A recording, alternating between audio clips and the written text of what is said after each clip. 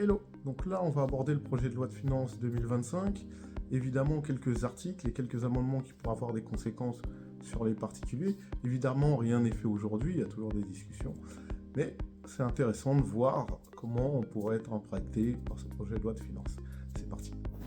Donc on se propose de voir quelques articles et amendements du projet de loi de finances 2025 qui peuvent avoir des impacts pour les particuliers. Évidemment, on ne va pas tous les voir, et notamment ceux qui n'ont pas d'impact direct, qui ont des impacts indirects comme la TVA, on ne va pas les voir. L'idée, c'est d'en voir quelques-uns et voir quelques impacts, évidemment. L'article 3, qui demande une instauration d'une contribution différentielle sur les revenus. Pour contribuer au redressement des comptes publics, l'article instaure une contribution permettant d'assurer une imposition minimale de 20% sur les plus hauts revenus. Et ce qu'on appelle plus hauts revenus, ce sont pour une personne célibataire, quelqu'un qui gagne plus de 250 000 euros, et pour deux personnes en couple, cumulées, qui gagnent plus de 500 000 euros. Parmi ces personnes, il y en a très peu, ça représente très peu de personnes en France. En général, quand vous gagnez plus de 250 000 euros, votre taux moyen est supérieur à 20%. Seulement, certaines personnes ont des abattements, des dégrèvements, etc. Et ce qui fait que leur taux moyen est inférieur à 20%, et donc l'État mettra évidemment une contribution différentielle pour qu'ils atteignent un minimum de 20%. Vous connaissez aujourd'hui comment fonctionne le barème de l'impôt sur les revenus. Évidemment, sur vos 11 000 premiers euros, vous n'êtes pas imposé. Ensuite, vous avez 17 000 euros, c'est-à-dire entre 11 295 et 28 797, vous serez imposé à 11%, et ensuite sur les trucs suivants, à 30, puis à 41, puis à 45, comme indiqué dans le tableau. Pour les personnes aujourd'hui qui gagnent plus de 250 000 euros, ils ont une contribution en plus. Donc un célibataire qui gagne entre 250 000 et 500 000 euros, il paiera 3%, évidemment, sur cette partie.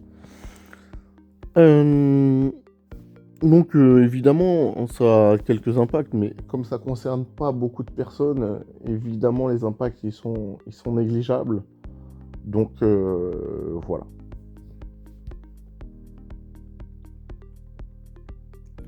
Ensuite, l'article 14, on va le voir, on demande une coopération administrative dans le domaine fiscal, échange d'informations sur les cryptoactifs, supervision des obligations déclaratives, mise en conformité au regard du droit de l'Union européenne.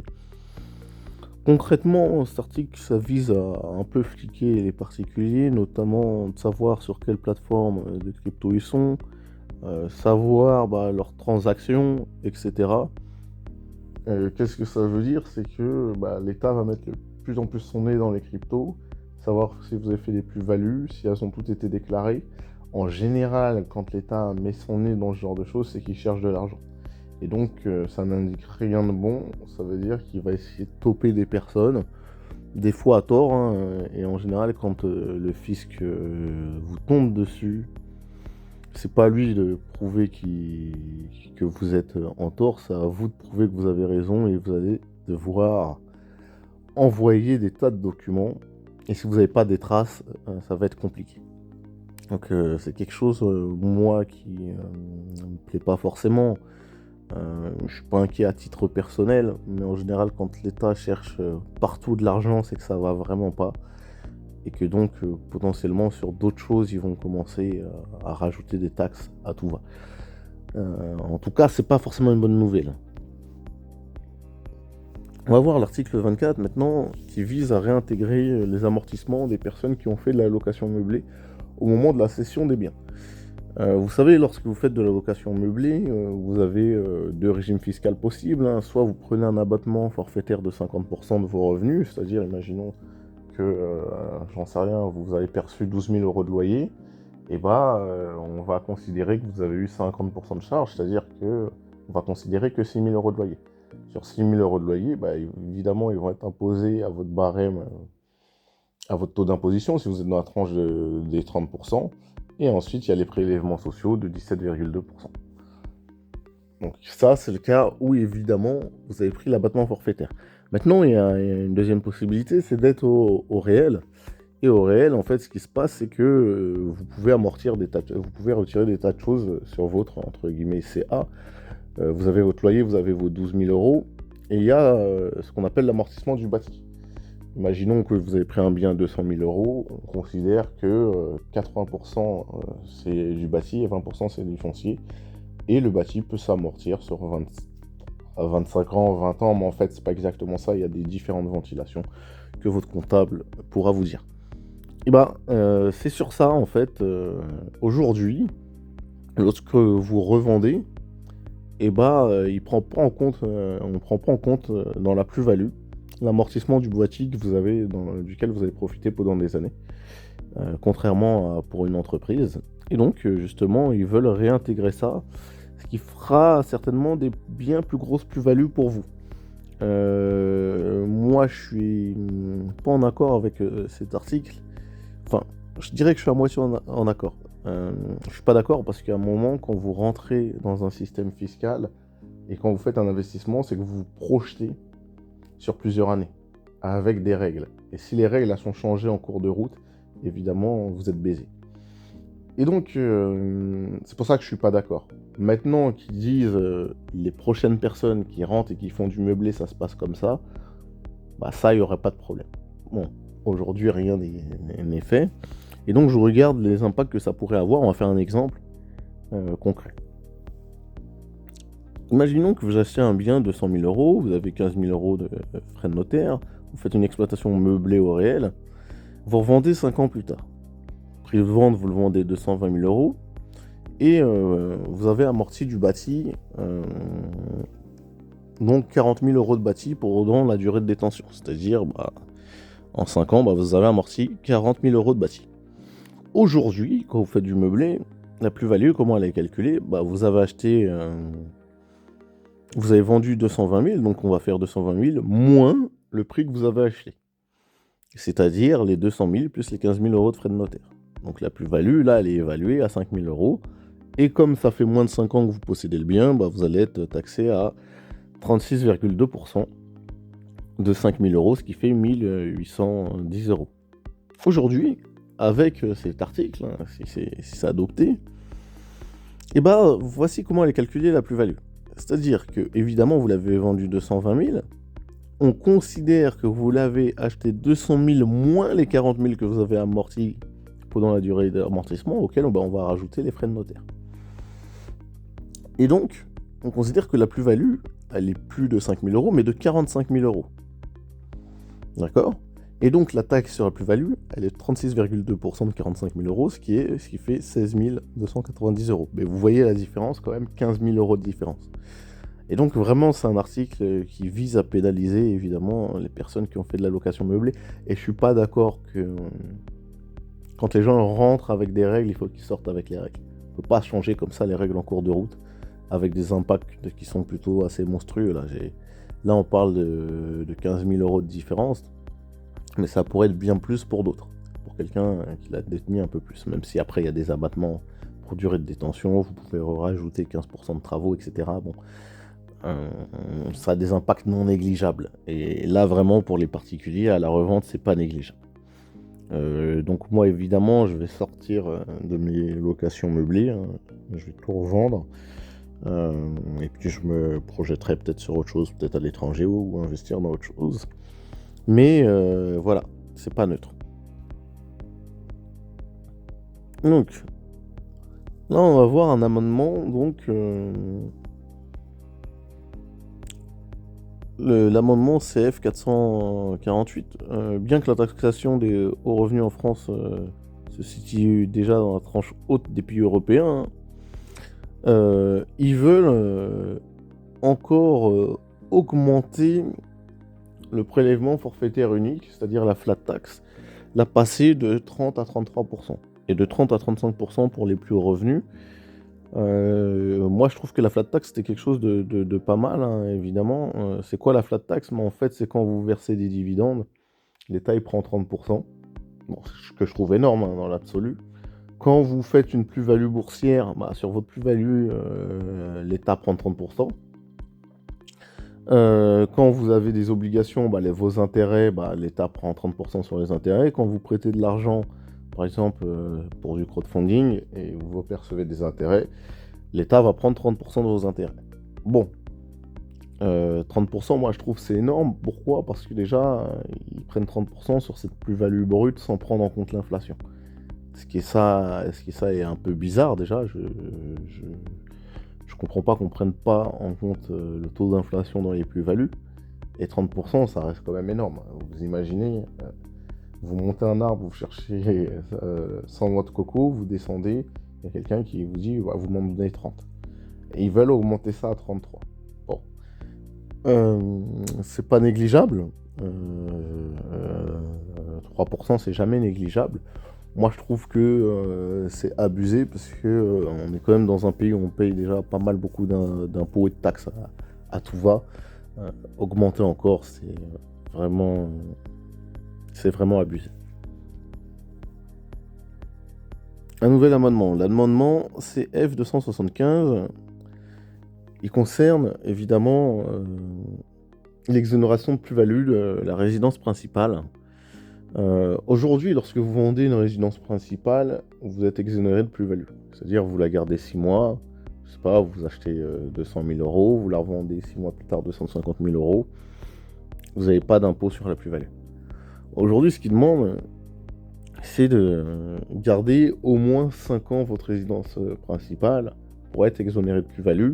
Et si évidemment vous la gardez moins de 5 ans, c'est que soit vous achetez une nouvelle résidence principale, soit vous avez une mutation professionnelle, soit vous avez une séparation, soit voilà. Il y a quand même des cas, pas mal de cas qui vous permettent de revendre avant 5 ans.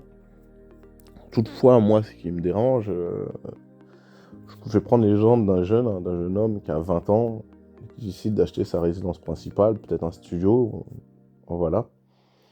Il rencontre sa copine 1 an plus tard, 2 ans plus tard, voilà, il décide de vendre pour aller vivre avec sa copine, mais il veut pas forcément racheter puisqu'il la connaît pas très bien, donc ils vont se mettre en location. Il a une plus-value et on va le taxer là-dessus. Honnêtement, est-ce que vous trouvez ça juste? Moi, je crois pas. Sincèrement, je crois pas. La personne vient de commencer dans sa vie. Il déménage pas pour faire de la spéculation. Il déménage juste pour avoir un peu plus grand. Et il n'a pas forcément envie de racheter tout de suite parce que la personne, il la connaît pas assez bien. Et donc, ça me paraît quand même assez justifié qu'il ne rachète pas tout de suite une résidence principale. Ou peut-être qu'il n'a pas envie d'en racheter une parce qu'il a vu que effectivement le montant des taxes foncières commence à être de plus en plus abusé. Voilà, où il y a des charges, etc. Donc ça peut se comprendre que quelqu'un veuille vendre au bout d'1 an sans vouloir acheter une résidence principale. Maintenant, en fonction de la situation de chacun, effectivement, il y en a qui font de la spéculation. Qui pratiquent, entre guillemets, comme une activité de marchand de biens. C'est-à-dire qu'ils vont rester 6 mois et vont revendre. Et ça, c'est de la spéculation. Je suis d'accord.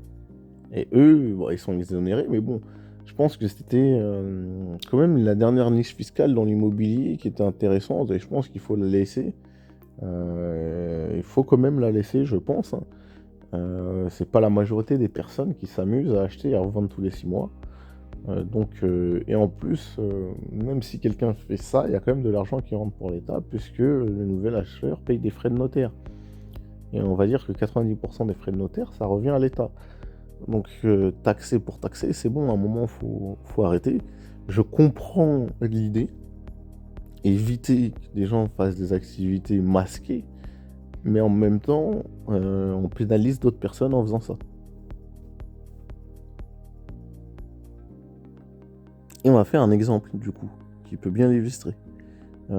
Aujourd'hui, imaginons que voilà, vous avez acheté un bien, 200 000 euros, 15 000 euros de frais de notaire, et vous le revendez 3 ans plus tard au prix de 250 000 euros. Avec la version actuelle, votre plus-value est de 35 000 euros, et vous êtes exonéré de plus-value. Et avec le PFL 2025, évidemment, si vous ne rachetez pas une résidence principale, vous allez payer 12 666 € sur la plus-value. Mais vous voyez, ça fait encore 12 000 € qu'on vous enlève. Et encore une fois, il y a quelque chose aussi qu'on ne dit pas, c'est qu'évidemment, l'impôt, la taxe sur la plus-value là, de la résidence en immobilier ne prend pas en compte l'inflation. Si tout le marché parisien il prend 8%, c'est normal que votre maison aussi prenne 8%. Et encore plus, si l'inflation réelle, au global, ça a pris 8%, vous n'êtes pas vraiment enrichi. Et ça, encore une fois, ils ne le prennent jamais en compte. Et ça, moi, ça me paraît, c'est vraiment un point qui me paraît intolérable. Mais bon, après, encore une fois, c'est qu'un amendement, c'est pas encore voté, mais je pense que ça, c'est un truc qui peut passer. Puisque c'est dans le viseur depuis trop longtemps, la résidence principale commence à être dans le viseur depuis trop longtemps. Voilà. Ensuite, on va passer, cette fois-ci, pas un amendement, mais à quelque chose qui n'est pas évidemment dans le projet de loi de finances, mais que les auto-entrepreneurs ont dû bien recevoir récemment. Donc on vous dit, si vous êtes auto-entrepreneur ou en profession libérale non réglementée, vous déclarez un chiffre d'affaires aux bénéfices non commerciaux. À chaque trimestre, vous savez, quand vous êtes auto-entrepreneur, vous déclarez votre chiffre d'affaires et vous payez des cotisations sociales, donc à l'URSSAF. Actuellement, elles étaient de 21,1% pour ceux qui n'étaient pas au prélèvement forfaitaire libératoire. Et regardez comment ça va augmenter. Donc déjà, aujourd'hui, on est à 23,1%. En 2025, on sera à 24,6%. Et en 2026, 26,1%. Donc en même pas un an et demi, qu'est-ce qu'on vous dit? Vos cotisations augmentent de 5%. Mais je crois que, en fait, on commence à rentrer dans une société où ceux qui veulent travailler et se bouger le cul, on veut tellement les taxer qu'on va avoir des gens fainéants qui n'auront plus envie de rien faire. Ou des gens, et je trouve que ça, c'est vraiment un effet contre-productif, d'aller massacrer les gens qui se bougent le cul, qui essaient de faire vivre la société, qui payent des charges et des impôts, des gens honnêtes qui font vivre le pays, aller les charger comme ça, de plus en plus, qu'est-ce que ça va engendrer? Ça va engendrer deux méfaits. Soit les gens ils vont plus rien faire, soit les gens ils vont commencer à tricher. Mais on n'a pas envie de vivre dans un pays de tricheurs. C'est pas possible. C'est pas possible. Il faut qu'ils arrêtent un moment de taxer à tout va et qu'ils prennent leurs responsabilités. Donc c'est-à-dire qu'on a des personnes qui nous dirigent, qui font des erreurs terribles sur le plan économique et financier et qui demandent aux particuliers de payer leurs erreurs, alors que c'est à eux de prendre leurs responsabilités. Derrière, on nous dit qu'il y a des Gabriel Attal, pardon, j'ai rien contre lui, mais qu'il y aura un chauffeur à vie. Attendez, d'un côté, on charge la classe moyenne et la population, et d'un côté, il y a des gens qui ne veulent pas renoncer à tel avantage. Donc il y a un moment, il faut trouver quand même, faut être cohérent. C'est-à-dire que les contribuables paient pour les erreurs, évidemment, de nos ministres. Bon, pourquoi pas, on est solidaires. Mais il y a un juste milieu à avoir. Je veux dire, il ne faut pas surcharger les gens de taxes. Et en plus, pourquoi on ne sera jamais d'accord, c'est que le niveau du service public, il n'est pas au rendez-vous. Quand vous regardez l'éducation, on n'est pas au rendez-vous, il faut dire la vérité. Après, on nous dit, oui, vos impôts, c'est pour la santé. Mais que nini. Que nini. La plupart des impôts, ça part dans les dépenses centrales de l'État. Ça part pas dans la sécurité sociale, la majorité. Donc à un moment, je veux bien qu'on dise, on augmente les cotisations sociales pour votre retraite, mais est-ce qu'on aura une retraite aussi? Le système de retraite tel qu'il est fait, c'est un Ponzi, donc comment ça peut tenir? Ça peut pas tenir. Donc à un moment, il faut rester logique, dire des vérités, arrêter de taxer les gens pour tout et n'importe quoi, et qu'ils fassent leur travail d'épurer, évidemment, leurs dépenses. À un moment, les dépenses de l'État sont supérieures à ses recettes. Or, on est l'un des pays les plus taxés, il y a quelque chose qui ne va pas. Ça veut dire qu'il y a des dépenses inutiles. il faut dire des vérités.